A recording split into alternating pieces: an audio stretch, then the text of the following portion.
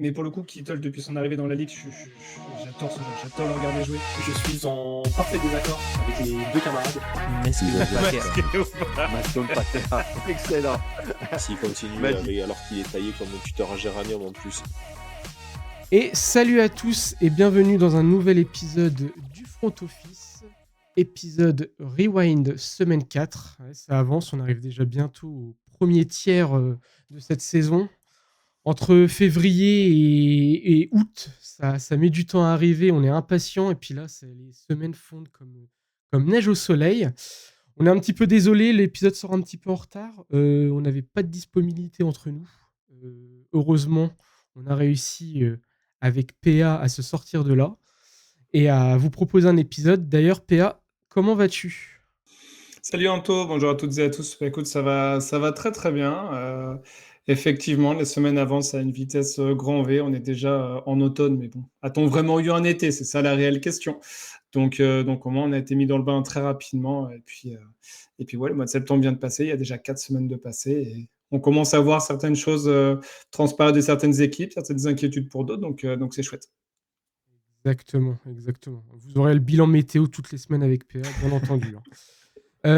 On rappelle, nous sommes, alors si vous écoutez l'épisode dès le jour de sa sortie, on est le mercredi 2.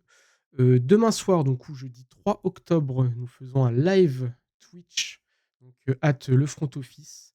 Un petit top 11, parce que 11 joueurs sur le terrain, 11 joueurs dans une escouade, donc petit top 11 des QB. Alors QB du moment ou non, hein, on ne s'est pas basé forcément que sur cette saison, puisqu'il n'y a pour l'instant que 4 matchs qui ont été faits.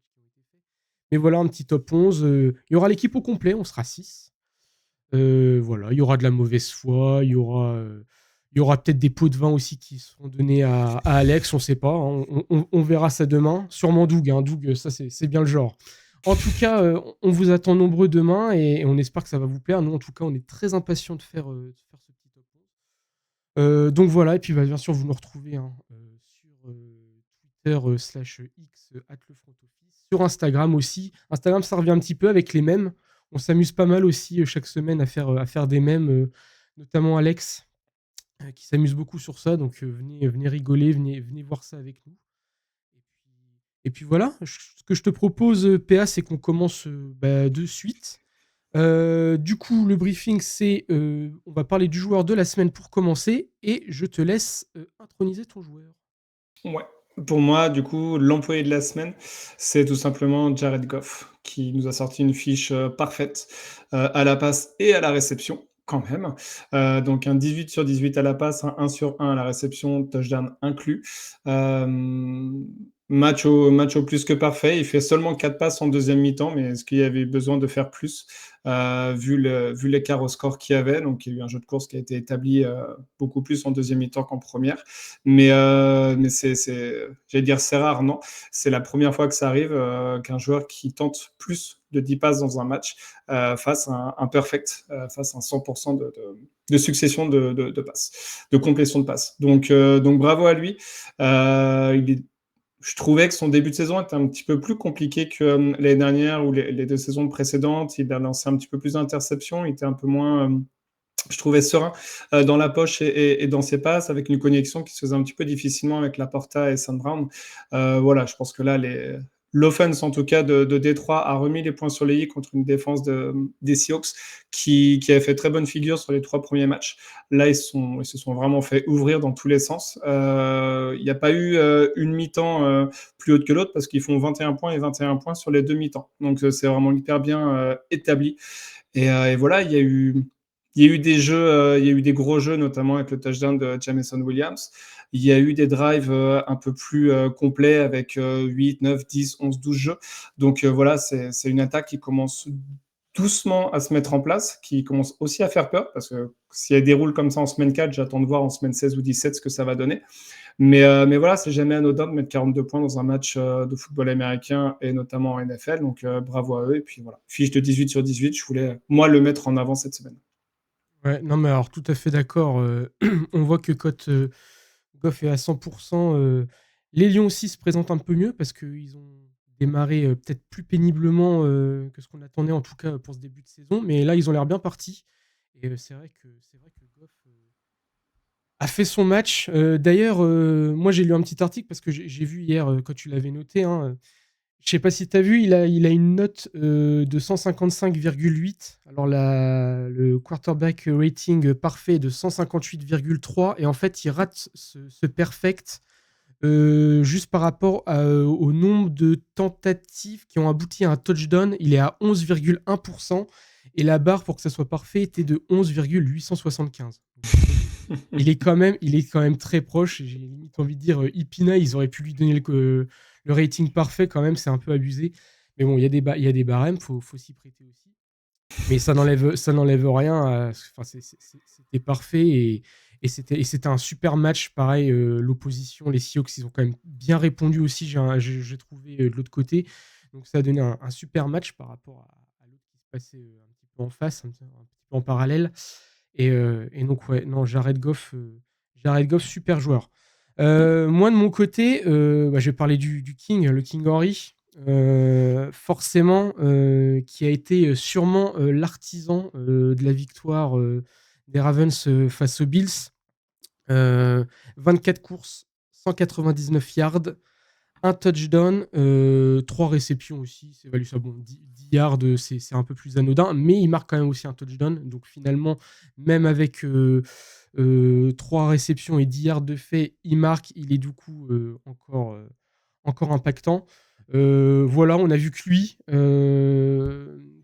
d'ailleurs, son premier touchdown où il court, il amène toute la défense des Bills à courir derrière lui est incroyable. Il nous fait je crois que c'est un 87 yards de course et tu as 3 ou 4 défenseurs des Bills qui essaient de le rattraper, mais il n'y arrive pas. D'ailleurs, je sais pas si tu trouves pas, je trouve ça assez marrant. Derrick Henry, alors je sais pas si il a vu lui-même ses maillots. Faudrait peut-être qu'il les mette à 30 degrés parce que ça lui va pas. On dirait qu'il a 2 tailles en dessous.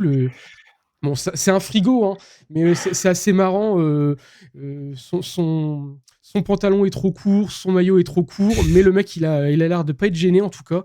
Il a fait un magnifique match. Il avait déjà fait, je crois que c'était GG qui l'avait souligné la semaine d'avant, il avait déjà fait un très bon match, une très belle prestation avec les Ravens. Là, ça y est, il a l'air lancé. Ils ont l'air d'avoir trouvé, avec la ligne, avec Jackson, ils ont l'air d'avoir trouvé le bon tempo et Henry a l'air à 100% et quand il est à 100%, il n'y a rien qui lui résiste finalement. Ouais, il a l'air lancé, je pense que c'est le bon mot, parce que c'est au propre comme au figuré. Sur le touchdown qu'il met, justement, sur son premier touchdown, je crois qu'il est chronométré à 32 km/h, quelque chose comme ça, pour un mec qui fait plus de 100 kilos. Ouais, je comprends que les défenseurs ne se soient pas défoncés pour le rattraper, parce que se le prendre en pleine figure, bon, ça doit, Ça doit faire mal. Ouais, tu te prends une Twingo à 50 km/h, quoi, grosso modo, je Ouais. pense. Donc, non, énorme match. On sent qu'il monte en puissance. Et du coup, je me suis amusé à faire le calcul. Donc là, il est actuellement à 480 yards en cumulé sur les 4 semaines. S'il continue sur cette moyenne-là, sachant qu'il a fait 2 premières semaines un peu moins performantes, il sera à plus de 2 milliards sur la saison. Alors, il y a un match supplémentaire par rapport aux années précédentes, parce que la barre des 2 milliards pour un running back, c'est un peu le Saint Graal. Donc, il y a quelques running backs qui avaient fait cette marque-là sur 16 rencontres et pas 17. Mais malgré tout, et pour le coup, il y a une vraie montée en puissance parce qu'il était à moins de 100 yards à la course sur les 2 premières semaines. Là, il est au-delà de 150 yards sur les 2 dernières semaines. Donc, ouais. Et pour faire un petit teasing sur la preview, la prochaine semaine, ils rencontrent les Bengals, qui ne sont pas réputés pour avoir un run-stop très efficace. Donc, soyez pas étonnés si Henry il fait 150 yards, ça fait rien qu'en première mi-temps. Exactement. Là, actuellement, il a une moyenne de 120 yards par match, donc quasiment un terrain et demi. Ça va, c'est respectable. Hein. Je pense qu'il fait son quota, quoi. Il peut rentrer à la maison satisfait, quoi. Ouais, je pense que c'est bon. Il prend le bain glacé, il se repose et on est bon. Et puis il peut repartir la semaine d'après. Tout à fait. Eh ben, écoute, je te propose qu'on passe à la suite. Alors, je vais donner les bons termes, hein, parce que c'est vrai que c'était l'employé de la semaine. J'ai dit le joueur de la semaine. Je suis désolé, je fais mon rebelle. On va passer au gros dossier. Toi, PA, tu voulais nous parler de quoi? Donc, on rappelle le gros dossier 1, c'est quel événement, en match, blessure, décision arbitrale qui nous a marqué cette semaine? Toi, PA, c'était quoi? Moi, c'est plutôt un thème très très général, je trouve, cette année, en tout cas, la NFL extrêmement homogène. Il y a une seule équipe qui n'a pas encore gagné actuellement. Il y a 2 équipes qui sont encore invaincues. Donc en 4 semaines, c'est pas énorme. Et il y a énormément d'équipes en 2-2. Donc c'est bien, c'est intéressant. Moins pour les joueurs de fantasy et les joueurs de sleeper pour les pronos, parce que ça donne une ligue très incertaine. Alors il va y avoir des mastodontes pour lesquels on va se dire que c'est bon. Mais par exemple, encore cette semaine, pour moi, les Bills étaient un petit peu favoris contre les Ravens et finalement, ils se sont fait écraser. Là où les Ravens avaient par exemple perdu contre les Raiders. Donc, c'est extrêmement intéressant, je trouve. Ça donne des divisions qui sont aussi très incertaines. On pourra en reparler, mais par exemple, la NFC Est, bah, du coup, qui aurait prédit que les Commanders seraient en 3-1 à la fin de la semaine 4 et première division? Je pense pas grand monde non plus. Donc voilà, je trouve ça chouette, je trouve ça intéressant. On a attendu la saison 2024 avec grande impatience et pour le moment, je trouve qu'elle nous déçoit pas beaucoup. Il y a des déceptions parce qu'il y a quand même beaucoup de blessures, je trouve, cette année, de joueurs majeurs notamment. Donc voilà, c'est un peu décevant là-dessus parce que ça enlève aussi un petit peu ce charme-là d'avoir des équipes à 100% et au complet. Mais pour le coup, voilà, il y a des équipes un peu Cendrillon, il y a des équipes qui déçoivent un petit peu. On n'est qu'en semaine 4. Je pense que ça va aussi se réguler au fur et à mesure. Mais pour le coup, voilà, le mois de septembre est ultra intéressant, je trouve. Ouais. Moi, je te rejoins à 100% sur ce que tu viens de dire. Moi, j'aime beaucoup ce début de saison parce que ouais, c'est incertain. En fait, chaque match, ça peut être l'une ou l'autre des deux équipes qui remporte le match. T'es pas surpris pour l'instant. Et moi, j'aime bien parce que forcément, quand tu regardes, bah, c'est bien de pas savoir que le match est écrit d'avance et tu vas regarder le match et ben, finalement, à la fin, oui, bah, la fin de l'histoire, tu la connaissais, c'était telle ou telle équipe qui gagnait. Là, tu as des surprises, tu bondis de ton canapé, même à 2 heures du mat quand tu as les cernes, que tu es fatigué, qu'il faudra te lever demain, tu es motivé à regarder, ça fait plaisir. Peut-être des fois un peu moins pour nous, parce qu'on rappelle, et tu donneras tout à l'heure si tu veux, PA, notre classement, mais c'est vrai qu'on fait les petits pronos du front office, et c'est vrai que du coup, bah, des fois, on se prend des petites gifles parce qu'on on mise sur une équipe, on est sûr à 100% de l'avant, on se dit c'est la valeur sûre, et puis bah, finalement, retour de bâton, et on se fait totalement avoir. Mais je trouve que c'est très appréciable, et comme tu l'as dit, c'est vrai que des Commanders dominant sur la NFC Est, on s'y attendait pas. Il y avait qui d'autre? Ouais, la tête des Dolphins aussi, qui sont bons derniers là, de la FC Est. C'est un peu chaud. Les Les Vikings, Vikings à 4-0, ouais. les Vikings à 4-0, c'est incroyable. Mais même les Vikings, toi, je parlais des matchs et tu parlais de certains scores fleuves. Les Vikings, ils menaient par exemple 28-0 contre les Packers. Et au final, on a eu un match en deuxième mi-temps parce que les Packers sont revenus au fur et à mesure. Donc, même sur des matchs où on pense que le score est fait, bah, il y a eu des moments où il y avait moins de certitude en deuxième mi-temps, sur le troisième ou quatrième quart-temps. Donc, c'est bien. Exactement, exactement. Bon, il y a toujours ces irréductibles Kansas City Chiefs. Alors, aidés ou non par l'arbitrage, ça, je ne me lancerai pas sur le sujet, mais qui sont en 4-0 et qui veulent aller glaner leur troisième bague, en tout cas. Et alors, bah, moi, je voulais parler d'une action. Alors, du coup, c'est la Detroit Special. Alors, c'est pas de moi, hein, c'est de Adam Schefter qui l'a signé, hein, en petit clin d'œil à la Philly Special, forcément. Bon, on va pas rester longtemps dessus parce que tu as déjà parlé de Goff et du coup des Lions juste avant, mais voilà, hein, pour remettre dans le contexte, hein, on est au troisième quart-temps du match, à 7 minutes 7. Les Lions mènent seulement d'une possession, ils sont à 21-14 et ils sont au 7 yards de la red zone des Seahawks. Et Jared Goff fait mine de filer le ballon à Montgomery. Finalement, il la donne à Amon-Ra St. Brown qui passe derrière lui. Il part sur la droite, St. Brown, il se retourne, il envoie une magnifique passe en cloche, hein, presque, à Jared Goff, qui lui arrive à se défaire très facilement. Alors, c'était le linebacker, c'était le numéro 5, c'était Gibson. Touchdown, magnifique. Donc voilà. Bah, pour faire un petit rappel, je sais pas, moi j'avais pas mis, hein, Amon-Ra St. Brown en top 11 QB pour demain, mais il a peut-être un avenir là-dedans. En tout cas, voilà. C'était pour signaler, parce que moi j'aime bien, voilà, les petits jeux fantasy comme ça, on n'en voit pas assez, et en plus, quand on en voit et que ça fonctionne, c'est toujours plaisant, ça casse un peu le rythme. Du coup, voilà. Et encore une fois, Amon-Ra St. Brown, très bon receveur, bon passeur. Et puis inversement, Jared Goff qui a fait un match excellent en tant que running back, finalement un 1 sur 1 aussi en réception. Donc voilà, il est vraiment, c'est Monsieur 100%. Cette semaine, c'est Monsieur 100%. La réception, elle semble pas en plus difficile à faire, mais malgré tout, avec l'enjeu du match, t'as pas l'habitude d'être receveur, il y avait moyen de la dropper, quoi. Donc, non, elle est bien. Et tu parlais de rating tout à l'heure de Goff, Sam Brown, il est à 135 de rating, donc peut-être un avenir, effectivement, en poste de QB. Mais au-delà de l'action en elle-même, j'ai adoré la réaction de Goff quand il rentre dans la end zone. Tu sens qu'il n'a pas l'habitude d'être à la réception d'une passe parce qu'il fait une réaction un peu d'enfant content, tu vois. Je sais pas, il fait des trucs avec ses jambes qui m'ont fait mourir de rire.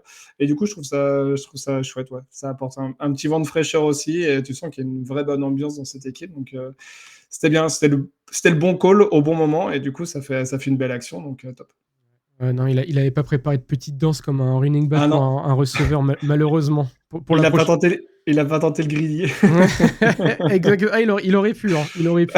Ça aurait été magnifique. Bon, parfait. Maintenant, on va passer. Alors là, on va être gentil, hein, forcément. L'évaluation PA. Quelle est ta top équipe de la semaine? Moi, ma top équipe, je suis parti sur une équipe invaincue et je ne vais pas parler des Vikings. Je vais parler des Chiefs parce que mine de rien, ils sont à 4-0. C'est pas anodin. Ils ont rencontré au moins deux grosses écuries avec les Ravens et les Bengals. Ils ont tapé aussi les Chargers en intra-division.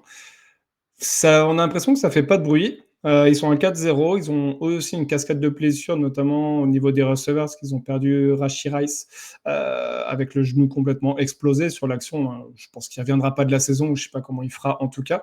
Hollywood Brown aussi, qu'ils ont recruté à la Free Agency, dont on n'a pas trop de nouvelles également. Je crois que c'est fin de saison aussi pour lui, de mémoire. Donc Pacheco également, parce qu'il s'est pété le tibia. Donc voilà, ça tient encore. Je ne sais pas par quel moyen, par la magie de Mahomes, par la magie d'Andy Reid, parce que Mahomes, on a l'impression qu'il est un petit peu en dedans, mais bon, ils arrivent toujours à gagner. Ça fait 9 matchs consécutifs qu'ils gagnent, si on compte les matchs de l'année dernière, playoff inclus. Sur ces 9 matchs, il y en a 8 qu'ils remportent avec une possession d'écart, ou en tout cas moins d'une possession d'écart. Donc, il peut y avoir deux lectures là-dessus. La première lecture, c'est de dire ils sont tellement sûrs de leur force qu'ils arrivent toujours à remporter ces matchs un petit peu couperés, un petit peu serrés. Et il y a une autre lecture qui est peut-être un petit peu comme les Vikings il y a 2 ans, de se dire là, actuellement, la pièce, elle tombe du bon côté. Si ça commence à tomber du mauvais, ça peut aussi tourner un petit peu négativement pour eux. En tous les cas, pour le moment, ils font le job, ils font le taf. Défensivement, c'est toujours aussi fort. Ils se font un petit peu ouvrir à la passe quand même, statistiquement parlant. Mais voilà, ils ont limité les Chargers à 10 points encore, parce qu'ils gagnent ce match 17-10. Donc, c'est pas des hauts scoring, mais ils arrivent toujours à l'emporter, quoi. Et dans une division où toutes les autres équipes sont à 2-2, ils ont déjà leur petit matelas d'avance, quoi. Écoute, tu vois, tu l'as très bien défini. J'ai l'impression, même quand ils font pas de bruit, même quand c'est qu'une possession d'avance, en fait, c'est exactement le visage d'une très grande équipe. C'est une équipe qui sait gérer, qui sait gagner et lancer la pièce du bon côté quand ils le veulent. C'est eux un peu qui dictent et qui décident quand est-ce qu'ils décident, quand est-ce qu'ils veulent gagner ou accélérer ou empêcher l'autre équipe de ne pas marquer. En fait, c'est incroyable. Les Chiefs, c'est compliqué. Tu n'arrives pas à dire comment tu peux les battre. J'ai l'impression qu'ils repartent comme l'année dernière. Ça veut dire qu'offensivement, c'est pas ouf encore. Mais voilà, ils vont se réveiller en playoff et encore une fois, ils vont dégoûter tout le monde à la fin de la saison. Mais défensivement, c'est encore ultra puissant. Donc ça annonce rien de bon. C'est une équipe méga complète qui sait se gérer, qui sait attendre son moment et voilà, quand ça va taper fort, ça va taper. Je crois que c'était Alex au début de saison qui disait ça va être encore les Chiefs, c'est pas drôle et tout, mais j'ai l'impression qu'on se dirige encore doucement mais sûrement vers ça finalement. Sur ce qui montre, oui. Après, effectivement, on est moins convaincus. Ils sont à 4-0, on n'en parle pas parce qu'il y a eu des matchs vraiment coup près contre les Ravens. Ils sont à un demi-orteil de potentiellement perdre le match parce qu'on a su après que les Ravens allaient tenter à 2 points. Donc, après, ça serait passé ou ça serait pas passé.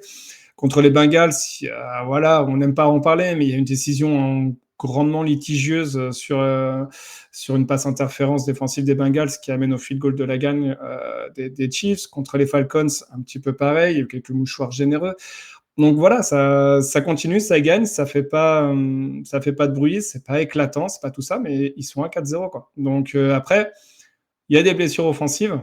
Pour le moment, je trouve que c'est la défense qui arrive à maintenir City dans les matchs.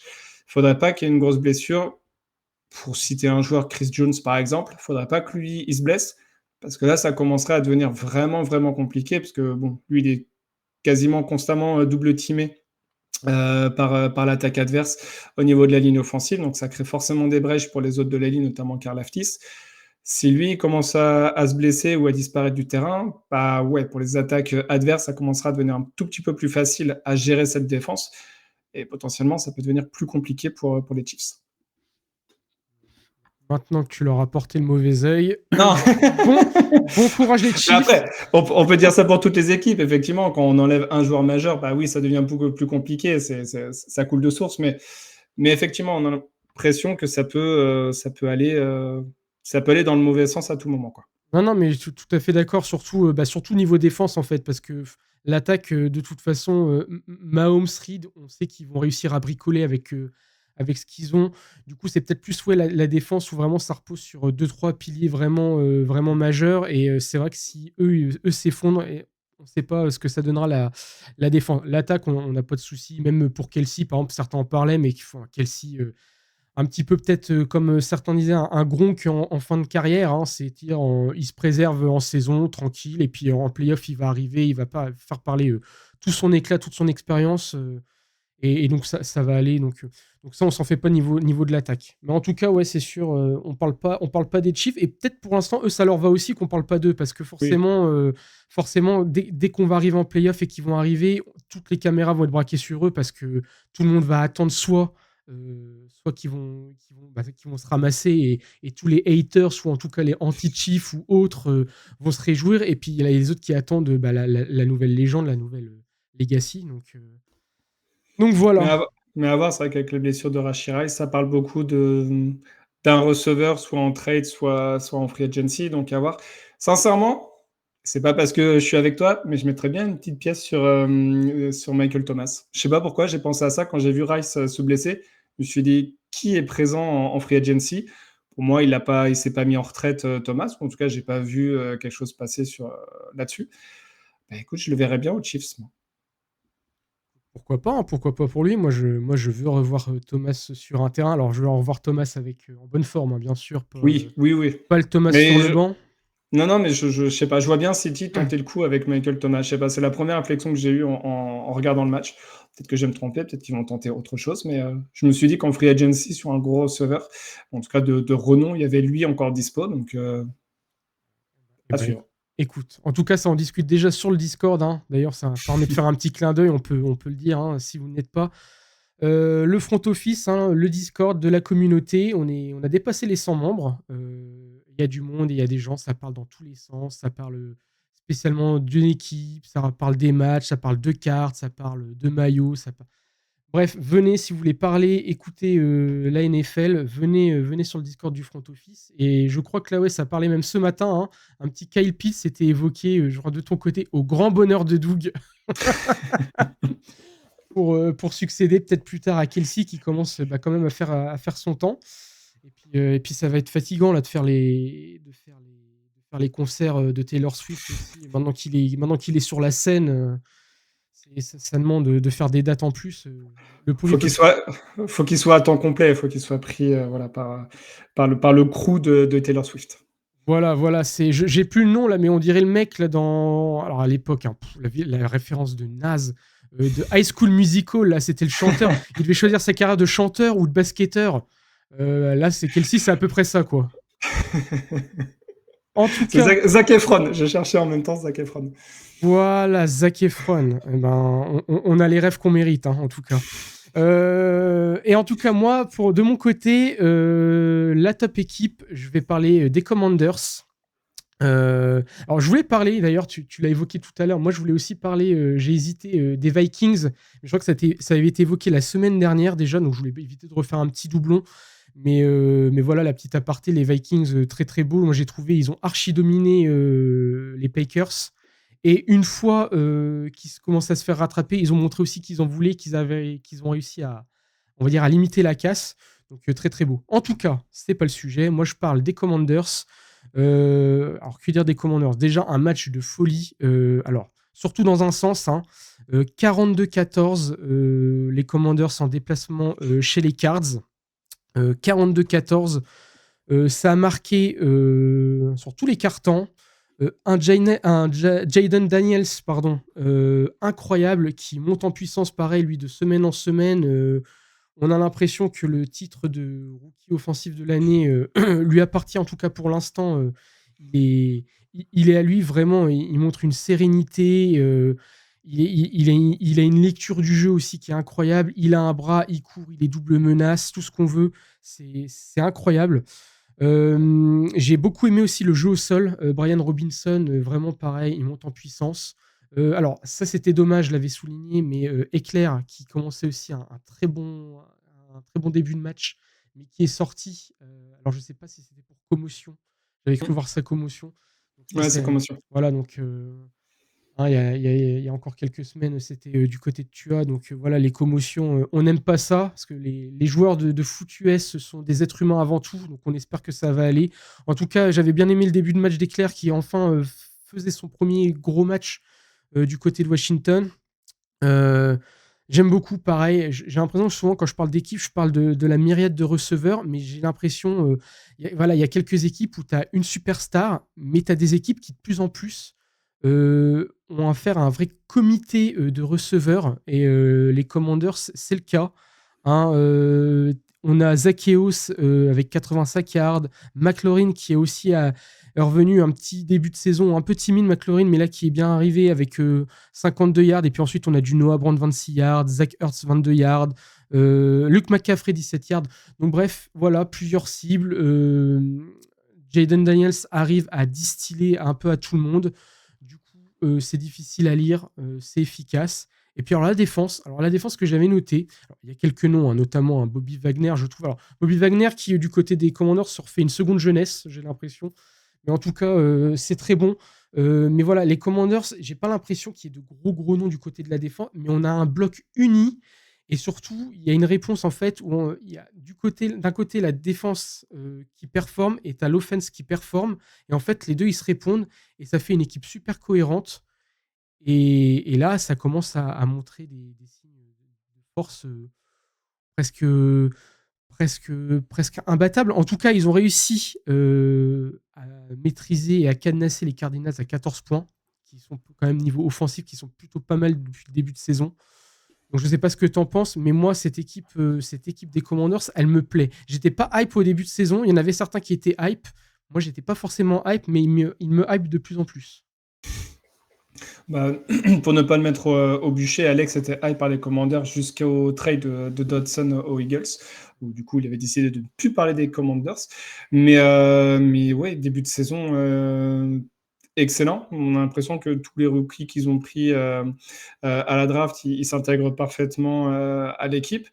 J'ai été très surpris également défensivement de ce qu'ils ont proposé. Alors, la ligne défensive est excellente. Hein. Tous les defensive tackles qu'ils ont sont des très bons joueurs. Les ajouts de Frankie Louveau et Bobby Wagner ont été très bons sur le poste de linebacker. Et là où il y avait des faiblesses, c'était sur le backfield défensif. Pour le coup, sur ce match-là, ça a tenu bon. Sur les 3 précédents matchs, ça avait été un petit peu plus compliqué. Et pour le coup, Daniel s'est pris aucun sac sur ce match-là. Donc, c'est-à-dire aussi que la ligne offensive commence à montrer des vrais signes de progrès. Donc, tout clique, tout fonctionne. C'est huilé, c'est léché. Il y a des passes de Daniels qui sont juste hallucinantes pour un rookie. Alors oui, un rookie de 24 ans, mais un rookie quand même qui découvre les plans de jeu NFL. Il y en a un, la vitesse de lancer est juste hallucinante. Vraiment, on pourrait presque entendre, nous, à travers l'écran, le petit zip qu'il fait quand il lance la balle direction son receveur. Donc, c'est bien, c'est top. C'est les Houston Texans de l'année dernière qui, voilà, ils étaient au fond du classement en 2023 et qui, là, montrent des très belles choses en 2024. Bah, écoute, on va leur souhaiter de continuer ainsi et pourquoi pas de rêver de playoff. Et moi qui avais été, pour le coup, très critique envers la sélection de McCaffrey, Bah écoute, je trouve pas inintéressant du tout dans cette attaque. Oui, il fait qu'une seule réception sur ce match-là, mais sur les matchs précédents, il était présent et effectivement, sur ses tracés, il est très très bon. Donc il arrive à être souvent ouvert, donc ça aide aussi les lectures de jeu pour Jayden Daniels. Donc bel ajout et pour le coup, oui, il y a pas mal de ce qu'on peut dire sans être injuriant, mais de no-name au poste de receveur. Mais pour l'instant, ça fonctionne, donc tant mieux pour eux et que ça continue. Ouais. Ouais, non, c'est un beau comité et finalement, c'est peut-être mieux que d'avoir une superstar qui va attirer tous les regards et qui, si on arrive à le bloquer, bah finalement, l'attaque ne sait plus comment faire avec le reste, le reste des receveurs. Donc là, forcément, si tu as une myriade de receveurs qui sont pas forcément éclatants, mais qui font le travail, bah écoute, ça suffit. Et juste pour En fait, ils ont McLaurin, en fait. Ils ont McLaurin qui est effectivement pas considéré comme une ultra superstar, mais qui prend aussi l'attention des défenses adverses, donc ça crée forcément de l'espace pour les autres. Ouais, sous-côté McLaurin. Bon, pour l'instant, il fait un début de saison timide, hein, mais c'est le temps de s'habituer avec son nouveau QB, tout ça, et il va monter doucement, mais sûrement en puissance. Et juste pour revenir 2 petites secondes, mais c'est vrai, tu le disais, pour la ligne offensive, parce que si je me souviens bien, c'est toi qui as fait le podcast des bilans avec, alors on le salue, avec Ryan de LSU France, membre aussi de The Trick Play et donc fan des Commanders. Et c'était un des points, c'était un des gros points d'interrogation et surtout une des peurs, cette ligne offensive. Et là, oui, elle répond présent. Et si elle répond présent, bah, on voit que ça laisse le temps à Daniels de se poser tranquillement. Et Daniels, il a tout. Il a le bras, il a la vision, il a le QI football, il a le sang-froid aussi, très important. Donc finalement, si cette ligne reste comme ça annonce que des bonnes choses. Il y avait des interrogations sur le côté extérieur de la ligne. L'intérieur avait été considéré pendant la free agency avec Biadas et Allegretti en garde. Donc, pour le coup, voilà, il y avait des... faut le temps aussi que la chimie se fasse, mais il y avait certaines certitudes. On pouvait en tout cas avoir des certitudes sur la ligne offensive, sur le côté intérieur. Mais c'est vrai que les deux tackles posaient question. Écoute, pour le coup, sur ce match-là, en tout cas, ça a tenu bon contre une défense des Cardinals qui avait montré des belles choses sur les matchs précédents. Tout à fait. Et petit coup de chapeau, j'en profite pour Cliff Kingsbury, qui était head coach chez les Cardinals il y a quelques années et du coup qui s'est un petit peu vengé contre son ancienne équipe. Je crois qu'on n'en avait pas dans une émission précédente. Peut-être qu'effectivement pour lui, la casquette de coordinateur offensif lui suffit. Et en tout cas, ce qu'il montre actuellement sur les 4 premiers matchs, c'est très fort. C'est très très fort. Tout à fait. On rappelle, un bon head coach n'est pas forcément un bon coordinateur et un bon coordinateur n'est pas forcément un bon head coach. C'est deux rôles totalement différents et il y en a, ils s'adaptent aux deux, ça arrive aussi. Il y en a, ils sont quand même plus impactants dans l'un ou l'autre des rôles, en tout cas. Ouais. Et du coup, maintenant, on va être un peu plus salé, mais pour faire un jeu de mots avec mon équipe. Oui, j'allais te lancer. je l'avais même pas vu. Et tu sais quoi, je vais juste garder la parole pour ça et puis je te la laisserai après. Du coup, moi, je vais parler sans surprise des New York Jets. Voilà, pour être un petit peu salé. Un match abominable entre les Broncos et les New York Jets. Attention, accrochez-vous, parce qu'on passe des Commanders Cardinals 42-14 à un magnifique 10-9. 10-9. Victoire des Broncos 10 contre défaite des Jets 9. Alors, pour la faire simple, les Broncos ont été muselés à 10 points. Du coup, du côté de la défense, il n'y a pas grand-chose à dire parce que je pense qu'encore une fois, la défense a fait le travail et un petit peu comme la saison dernière, la défense a sauvé l'attaque et la défense a remporté le match. Enfin, du coup, là, ils ont pas gagné, mais ils auraient pu remporter le match grâce à eux. Là, le problème, c'est la défense. Du coup, 6 points au deuxième quart-temps et 3 points au quatrième quart-temps. Alors, pour dire, le problème, c'est que Aaron Rodgers a un petit 24 sur 42, 225 yards, pas de touchdown, pas d'interception. Un un jeu au sol, alors là, qui a été complètement inexistant, qui a complètement été étouffé. Alors pour dire, le meilleur coureur du côté des Jets pour ce match, c'est Braylon Allen, alors qui avait été noté et souligné par Alex ou GG, je ne sais plus, pour joueur surprise du début de saison. 34 yards pour Allen. Aaron Rodgers est deuxième running back de l'escouade avec 26 yards. Et Brice Hall, un magnifique 4 yards en 10 portées. Là, l'attaque au sol, elle s'est complètement éclatée contre les Broncos. Et puis, du côté des réceptions, Garrett Wilson a été totalement aussi fantomatique. Et du coup, finalement, ça fait un match, 9 points. Qu'est-ce que t'en penses, PA? Moi, franchement, j'ai regardé le match, je me suis ennuyé et on voit que clairement, les problèmes offensifs des Jets ne sont pas encore réglés. Là, il faudra peut-être quand même commencer à se pencher du côté du coaching staff parce que c'est peut-être à eux aussi de régler le problème. Parce que la défense, tout va bien encore une fois, mais si l'attaque ne suit pas, on voit que les Jets ne suivent pas finalement. Ouais, ça. Pour dédouaner les deux équipes, il y avait un temps abominable. C'était vraiment, il y avait de la pluie à outrance. Donc, généralement, sur ce genre de match, c'est pour ça, Rodgers lançait 42 pas. Je trouve ça énorme. Quand il y a de la pluie comme ça, on essaie de mettre en place plutôt un jeu de course. Mais oui, c'est un match de foot américain qu'on n'aime pas voir. Il n'y a pas beaucoup d'action. Il y a que des 3 and out. Attends, comment dire, le play-by-play, c'est fumble, punt, punt, punt, punt, punt, field goal, punt, punt, punt, punt, punt, field goal. Et puis pour la cerise sur le gâteau, ça finit sur un. Alors, Broncos punt, turnover and down Jets, field goal raté pour les Broncos, field goal raté pour les Jets, fin du match. Et ça finit à 10-9. C'était une bouillie de football, c'était pas beau à voir. Donc effectivement, dans une semaine pour le coup où on a été gâté offensivement, on parlait du Lions Seahawks tout à l'heure, il y a eu 10 touchdowns en cumulé sur ce match. Là, il y a eu un seul touchdown et que des field goals. Donc il faut de tout en NFL, mais c'est vrai que c'est peut-être pas forcément vers ce match-là qu'on va se tourner quand on doit regarder un petit peu dans le rétro de la semaine et se faire des formats 40 minutes. Je pense que celui-là, on se fait plutôt le format condensé 5 minutes et c'est largement suffisant. Ouais, 5 minutes et tu te fais un café à côté. Oui. T'as le temps. Est-ce que du côté juste peut-être des Broncos, parce que là les Broncos n'empêche ils sont en 2-2, ils partaient en 0-2, là ils sont sur 2 victoires d'affilée après avoir battu les Bucks, si je ne m'abuse, avoir créé la surprise avec les Bucks. Bon là ils remportent un match mais qui veut pas dire grand chose parce qu'on a l'impression que c'est plus de la faute des Jets que de la réussite des Broncos.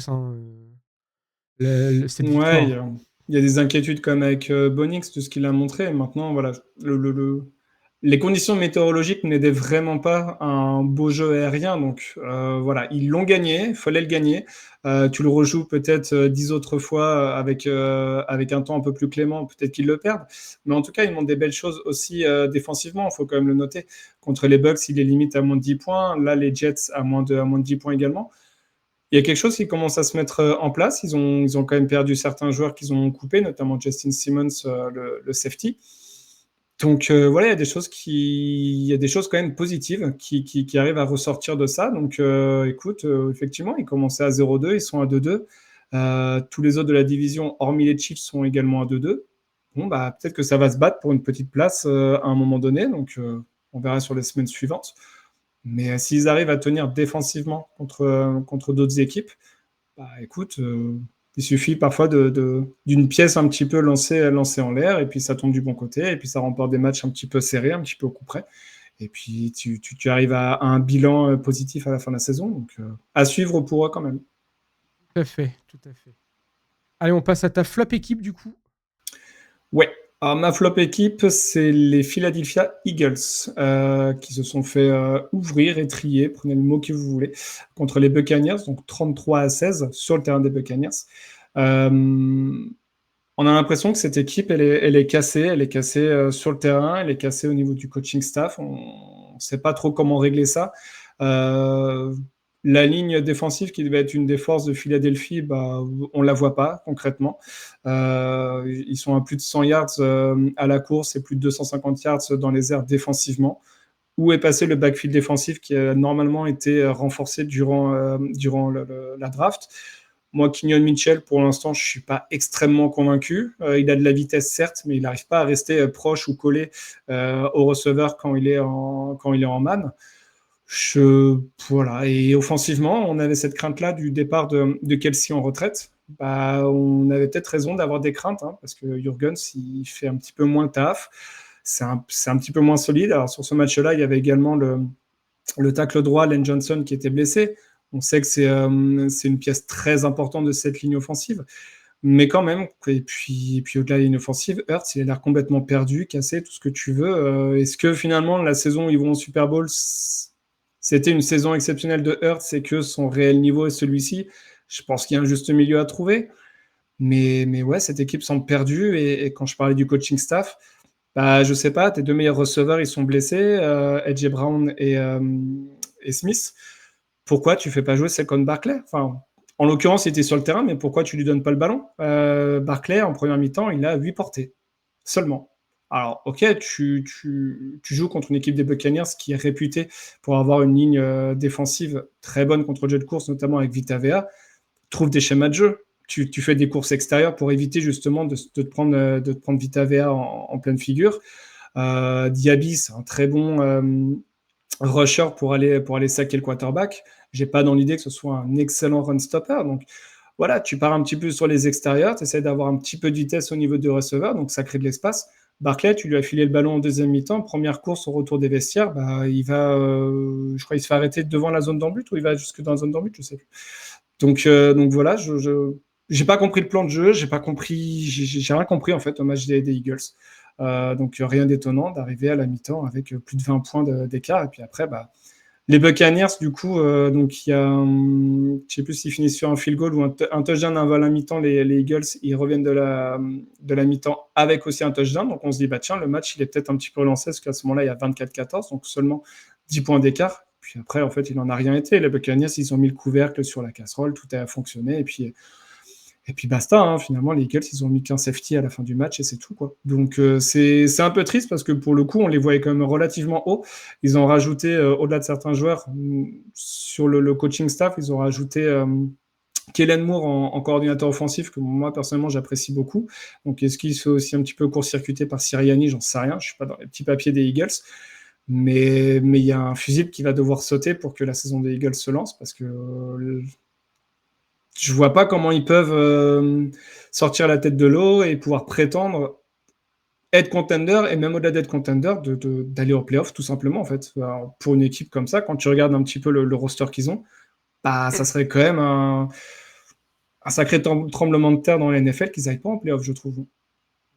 Ah non, mais je suis d'accord là quand on regarde un petit peu derrière et qu'on fait le bilan pour l'instant des Eagles, hein, c'est 4 matchs, 2 victoires, 2 défaites.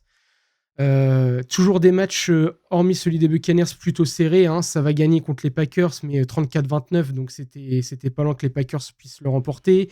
Ouais. Ils perdent contre les Falcons 22-21, donc là pareil, ils auraient pu le gagner, mais finalement ça joue d'un point. Ils gagnent malheureusement contre les Saints, mais pareil, hein, 15-12, donc juste d'un field goal d'avance. Et là, ils se font atomiser un petit peu par les Bucks.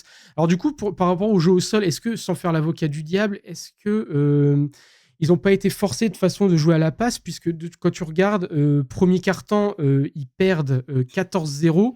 Et ensuite, à la mi-temps, ils sont à 24-7. Ils étaient un petit peu forcés finalement de jouer plus à la passe parce que forcément, qui dit jeu au sol dit on bouffe du chrono, on avance peut-être aussi moins vite. Donc, ils ont peut-être été forcés. Mais je suis d'accord pour dire que depuis le début de saison, Barkley quand même a montré qu'il était en forme, qu'il était un des moteurs de cette attaque.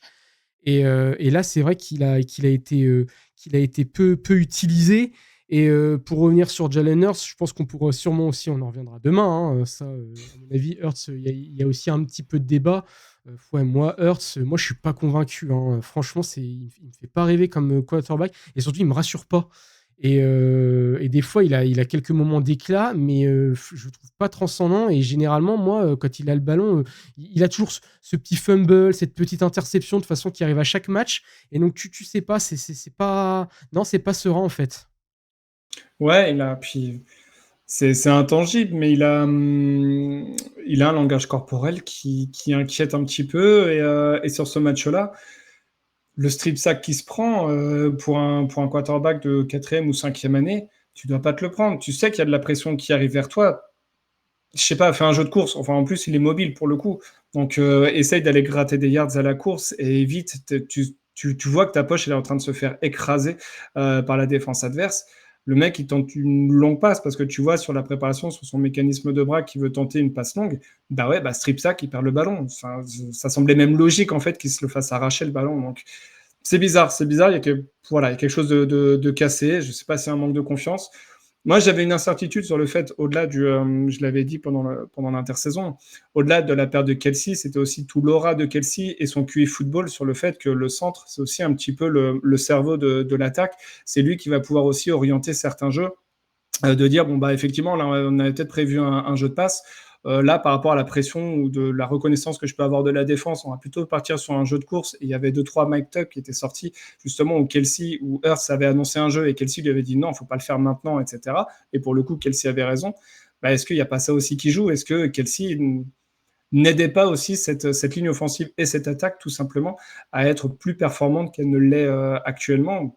Pour le coup, je pense que, voilà, au-delà du joueur qu'il était, du talent qu'il avait, je pense qu'il y avait un réel QI football au sein de cette attaque qu'ils ont perdu, qui n'est pas remplacé actuellement, ce qui explique aussi le démarrage ultra poussif de cette attaque des Eagles. Non, tout à fait d'accord. Et surtout, je pense, c'est bien que tu le dises, on peut le souligner. Généralement, on parle d'un quarterback qu'il a toujours son petit joueur star, son petit running back ou son petit receveur qui peut le sortir de n'importe quelle situation avec une forte connexion. Le tight end, toujours le meilleur ami du quarterback, le bloqueur, le receveur, le coureur, tout ce que tu veux.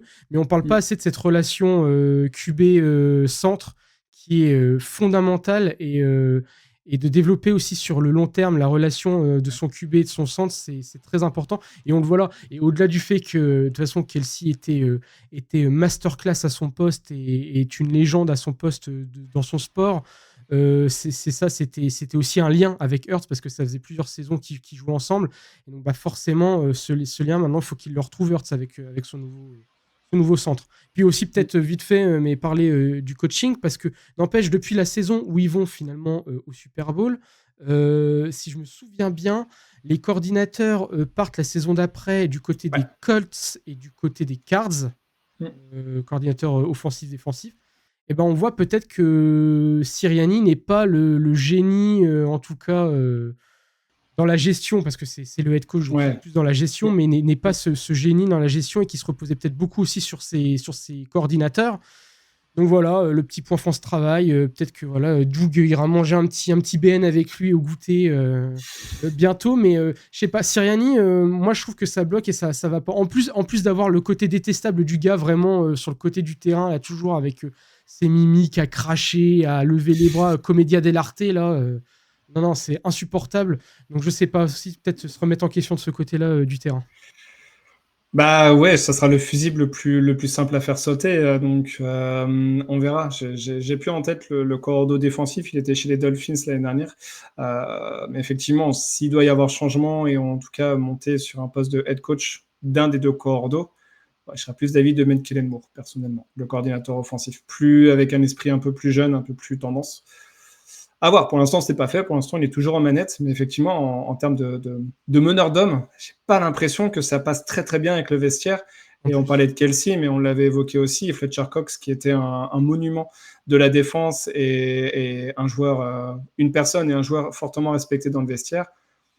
Quand tu enlèves ces deux piliers-là, Kelsey et lui, ouais, les petits jeunes, ça prend la place et ça écoute moins et tout ça. Donc, à voir. Il y a plus ces vieillards-là, ces mecs qui ont roulé leur boss en NFL pour calmer un petit peu toutes les ardeurs qu'il peut y avoir dans un vestiaire, pour calmer un petit peu certains comportements.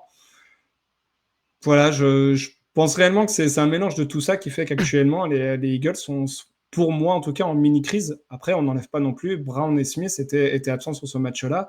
C'est toujours pareil, tu enlèves 2 receveurs stars dans toutes les équipes. Offensivement, oui, effectivement, je pense que tous les quarterbacks et tous les jeux offensifs auront du mal, quels que soient les joueurs qui sont enlevés, si c'est les 2 receveurs stars.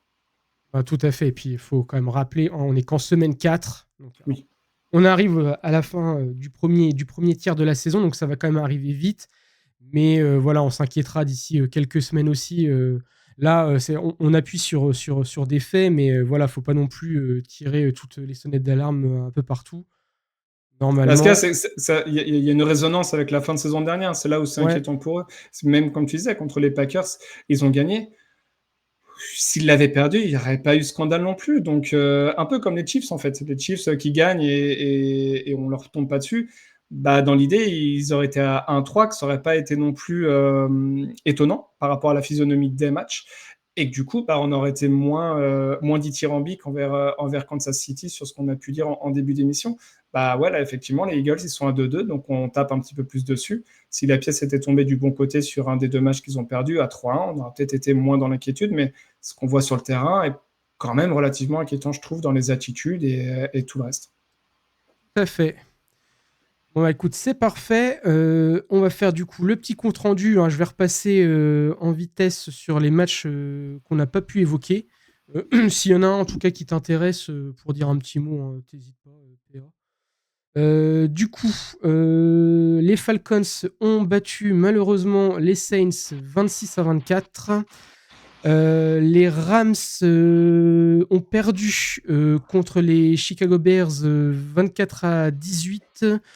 Du coup, les Vikings ont gagné 31-29 contre les Packers. Les Steelers ont perdu 24-27 contre Indianapolis.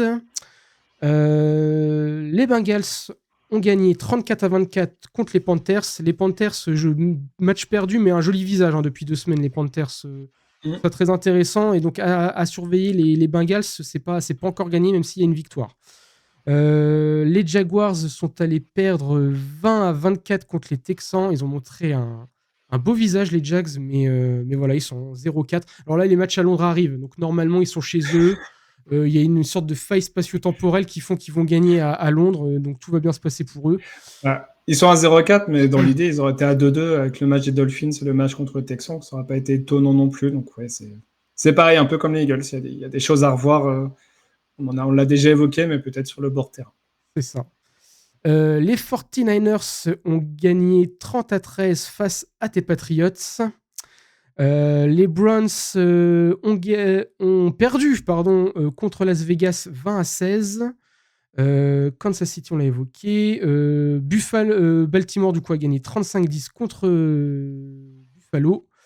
Et enfin, le dernier match qu'on n'avait pas évoqué, c'était Tennessee-Miami. Tennessee s'est imposé 31-12 contre Miami.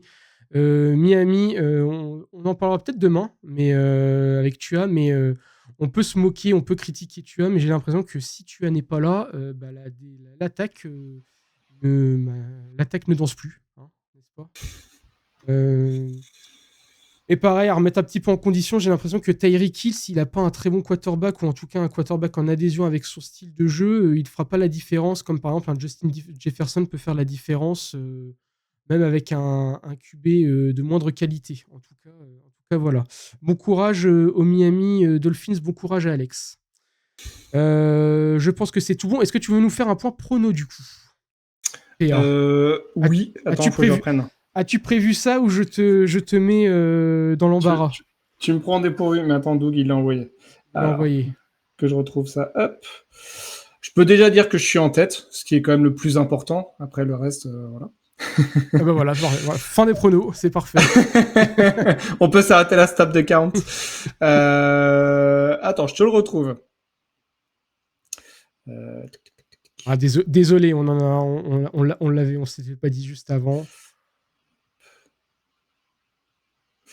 Alors, le point prono. Donc, on va commencer du tout en bas. Donc, on a Trey qui a raté la semaine 3, malheureusement pour lui, qui du coup a un petit peu remonté, qui a 23. On a GG et Alex qui sont à 32. Anto qui a 34. Doug et moi-même à 35. C'est quand même relativement serré. Hein. C'est très, très serré. Ouais, comme on l'a dit, en fait, avec ces matchs-là un petit peu homogènes, il y a des semaines, moi, la semaine 3, je me suis complètement raté. Je crois que j'ai fait un 6 ou un 7 points. Là, j'ai fait un 10 points parce que la pièce est tombée du bon côté, on va dire. Donc, ouais, c'est serré actuellement. Ouais. Ah non, c'est compliqué. Je reste plus longtemps devant ma fiche pour faire mes pronos. J'ai du mal. Je me refais 6 fois le match et je me dis non, mais attends, là, ils peuvent gagner. Ah, là, ils peuvent perdre. Et c'est dur de pronostiquer en ce début de saison, en tout cas. Ouais. Et d'ailleurs, en parlant un peu de pronostics, hein, on va faire la preview du Thursday Night Football. Donc, demain, vous avez la soirée parfaite. Je vous rappelle, 21h11, vous venez sur Twitch, @ le front office. Vous allez regarder le petit live. Et puis, juste après, alors, on n'ira sûrement pas jusqu'à. Je crois que le match est à 2h. Hein, ça doit être ça, 2h, 2h30 du mat. On n'ira pas jusqu'à 2h30. Hein, calmez-vous. On va parler de 11 quarterbacks. Ça va nous prendre déjà un petit peu de temps, mais pas non plus jusqu'au bout de la nuit. Mais voilà, vous avez votre programme, le live, le front office, puis vous avez le match entre les Buccaneers en 3-1 qui se déplacent du côté des chez Falcons en 2-2. Match intra-division. Les Falcons, qui sont après un début de saison un petit peu catastrophique, se sont bien ressaisis et se retrouvent maintenant avec un bilan neutre. Les Bucks qui ont fait une petite erreur de parcours contre on le disait tout à l'heure, contre les Broncos. Mais Doug l'avait très bien dit, c'est une équipe sérieuse et travailleuse, ils vont se ressaisir. Et ben oui, ils ont mis une gifle aux Eagles.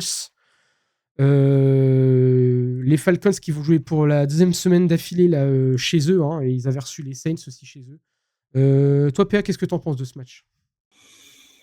Match intéressant, c'est vrai que les Bucks, du coup, ils ont rassuré contre les Eagles, offensivement et défensivement. Eux aussi, ils ont, comme beaucoup d'équipes, une cascade de blessures. Hein. Winfield, il va normalement revenir au Thursday Night Football, peut-être après. Ils ont quelques blessures aussi sur la ligne offensive. Non, plutôt intéressant comme match. En regardant du coup le Eagles-Bucks, le score est fleuve et en plus j'ai trouvé que les receveurs avaient droppé beaucoup de ballons sur des passes qui étaient tout à fait attrapables de la part de Mayfield. Donc au-delà des stats purs de Mayfield qui auraient pu être meilleurs, je pense que le score aurait pu être encore plus important du côté des Bucks. Donc voilà, offensivement ça déroule, le jeu de course commence aussi à être plutôt intéressant. White, qui était un petit peu mis en danger par le rookie, a montré un bon match, on va dire, contre Philadelphie. Du coup, Bucky Irving, il commence aussi à montrer vraiment le bout de son nez, donc le rookie running back en provenance d'Oregon. Donc ouais, c'est une attaque qui fonctionne bien. On pensait qu'avec la perte de Canales, ça allait être un peu plus toussé, on peut dire. Finalement, ça fonctionne toujours aussi bien, tant mieux. Et puis pour les Falcons, écoute, ils sont à 2-2 sans faire beaucoup de bruit également. C'est vrai que les 2 victoires qu'ils remportent, c'est vraiment à la dernière seconde. Mais elles sont là, quoi. Et s'ils remportent ce match, les Falcons, on a beau se moquer d'eux, mais ils seront à égalité dans la division avec les Buccaneers. Donc mine de rien, ils sont là, ils sont présents. Et s'ils veulent jouer la tête de la div, c'est sur ce match-là que ça va jouer. Ouais, je te rejoins, ça va être un match important, peut-être une petite finale de division avant l'heure. Moi, j'avais noté en tout cas, parce qu'en faisant le parallèle sur les matchs à côté, alors les Saints qui alors malheureusement là m'ont vendu du rêve pendant 2 semaines, puis ils sont arrêtés, ils vont se déplacer du côté des Chiefs. Et bon, alors les anonyme, mais les Panthers vont du côté des Bears et bon, ont quand même une victoire aussi en moins. Est-ce que si les Bucks remportent ce match, la division est déjà pour eux finalement? Parce qu'ils auront déjà deux victoires d'avance. Donc, si les Saints perdent contre les Chiefs, ouais, ça me fait peur aussi. Donc, ouais. Dans l'hypothèse où on perd. C'est possible, hein. C'est possible. Après, on a vu l'année dernière avec les Jaguars qui se sont effondrés. Tout n'est pas fait en milieu de saison. Mais effectivement, en remportant le match contre les Falcons, avec 2 victoires d'avance et avec ce qu'ils montrent aussi sur le terrain, il n'y a pas de raison que ça s'essouffle. Donc effectivement, ils seront bien partis pour remporter cette div. Ouais, je pense. On a toujours un Mike Evans sûr qui va encore faire sa petite saison à 1000 points. Chris Godwin aussi qui répond présent. C'est incroyable. Je pense qu'ils ont vraiment le duo de receveurs le plus sous-coté de la ligue. C'est incroyable l'impact qu'ils ont, la la régularité aussi qu'ils ont et puis cette connexion qu'ils ont tous les deux et avec n'importe quel QB qu'on leur met parce qu'ils en ont vu des QB les deux. Donc non, vraiment c'est incroyable. Alors je sais pas parce que les Falcons, ouais, c'est vrai que ça monte en puissance. C'est encore chez eux. Ça fait quand même ça fait pas mal de bruit. C'est assez nocif comme ambiance. Donc, je sais pas. Moi, je pars quand même sur les Bucks. J'ai l'impression que les Bucks, c'est très sérieux. Ils vont jouer encore la première place de la div cette saison. Et avec un Baker Mayfield à fond, une défense encore très sérieuse et vraiment imperméable. J'ai l'impression que les Bucks, cette année encore, c'est encore pour eux la div. Pour moi... Ouais, on verra. Je regarde un petit peu au niveau des stats. Les Falcons sont bons contre le jeu aérien et un petit peu plus faibles parce qu'ils sont en moyenne à 150 yards contre le jeu de course. Est-ce que ça serait pas le moment pour les Buccaneers justement d'asseoir un petit peu cette domination ou ce jeu de course qu'ils essayent tant bien que mal de mettre en place parce que l'année dernière ils étaient derniers de la NFL sur cet aspect-là. Pour l'instant, c'est poussif. Hein.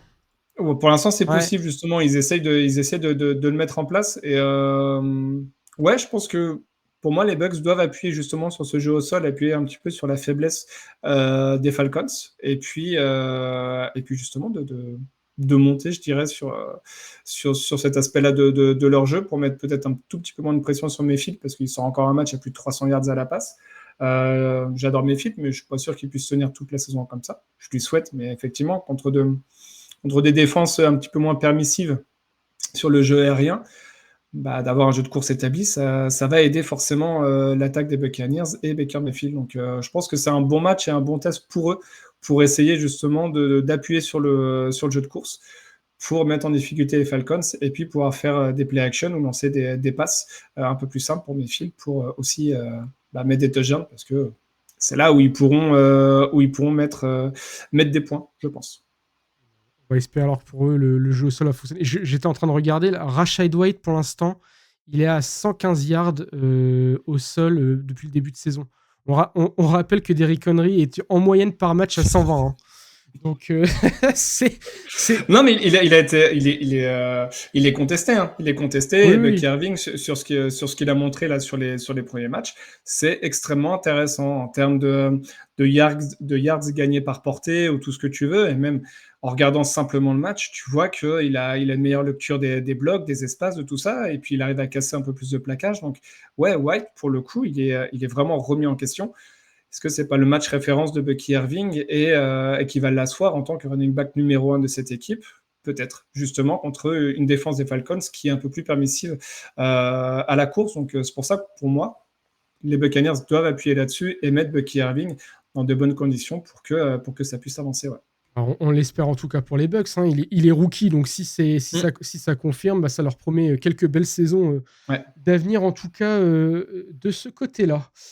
Écoute, PA, c'est parfait. Ça conclut parfaitement cet épisode. Je te remercie.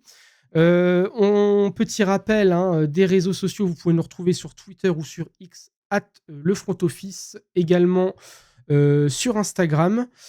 On rappelle aussi qu'on a un Discord si vous voulez venir partager votre passion, discuter avec des fans absolus. Vraiment, c'est un plaisir. Hein. On remercie ceux sur le Discord. Je ne sais pas si on l'avait déjà fait, mais en tout cas, on le remercie de leur participation parce que ça donne un Discord agréable, des fois avec un peu trop de notifications. Hein. Des fois, je les coupe parce que ça parle beaucoup, mais c'est super. Donc, l'épisode sort donc cet après-midi. Vous retrouverez aussi en fin de semaine la preview de la Week 5 avec je ne sais pas quelle équipe. On a un roster costaud, hein, donc on peut faire tourner. C'est ça qui est bien du côté du front office. Et du coup, je rappelle encore une fois, le live Twitch jeudi 3 octobre. J'allais nous mettre en décembre, je m'avance un petit peu. 3 octobre, 21h11, top 11 QB avec toute la team. PA, merci. Merci à toi. Merci à vous. Bonne écoute, bonne journée, bonne soirée, suivant à l'heure à laquelle vous écoutez ce podcast. Et vive le football!